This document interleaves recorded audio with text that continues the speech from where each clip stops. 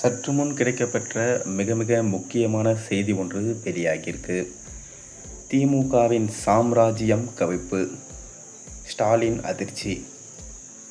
சென்னை பல்லவன் சாலையில் இருவர் கத்திகளோடு மோதி கொண்ட சம்பவத்தை பார்த்தா திமுக ஆட்சியில் தமிழகம், குறிப்பாக தலைநகர் சென்னை ரவுடிகளின் சாம்ராஜ்யமாக மாறிவிட்டது என எதிர்க்கட்சி தலைவர் எடப்பாடி பழனிசாமி விமர்சனம் தெரிவிச்சிருக்காரு.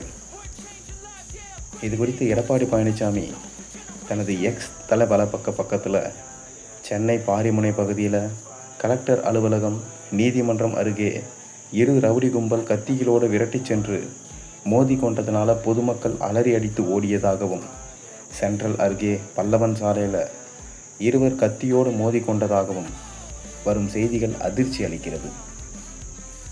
திமுக ஆட்சியில் தமிழகம், குறிப்பாக தலைநகர் சென்னை ரவுடிகளின் சாம்ராஜ்யமாக மாறிவிட்டது. காவல்துறையை கையில் வைத்திருக்கும் முதலமைச்சர் கும்பகர்ண தூக்கத்தில் இருக்கும் ஒரு ஆட்சியில் மக்கள் எப்படி நிம்மதியாக இருக்க முடியும்? தலைநகரின் பிரதான சாலைகளில் ரவுடிகள் கத்தியோடு வலம் வந்து சண்டை போடுவது என்பது இந்த நொடி, இந்த இடம் என எங்கும் எப்போதும் பாதுகாப்பு மக்களுக்கு இல்லை என்பதே வெட்ட வெளிச்சமாக்கியிருக்கு. ரவுடியிசத்தை கண்டு மக்கள் அலறி ஓடியது வேண்டுமானா தமிழ்நாட்டில் இதுவரை நடந்திராத ஸ்டாலின் அரசின் சாதனை என்று இந்த பொம்மை முதலமைச்சரை விளம்பரம் செய்து கொள்ளலாம்.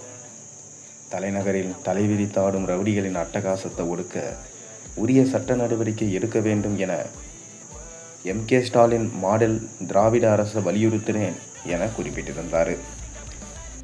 ஸ்டாலின் மாடல் என்றால் என்ன என்ற கேள்விக்கு நாளுக்கு நாள் கொலை நடுங்க வைக்கும் கொலைகளே பதிலாக இருக்குது.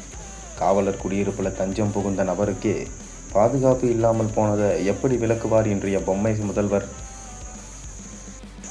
காவலர் குடியிருப்பில் புகுந்து வெட்டும் அளவிற்கு குற்றவாளிகளுக்கு காவல்துறை மீது கிஞ்சற்றும் பயம் இல்லாமல் போனதற்கு காவல்துறைக்கு பொறுப்பு அமைச்சராக இருக்கும் திரு எம்.கே. ஸ்டாலின் வெட்கி தலைகுனிய வேண்டும்.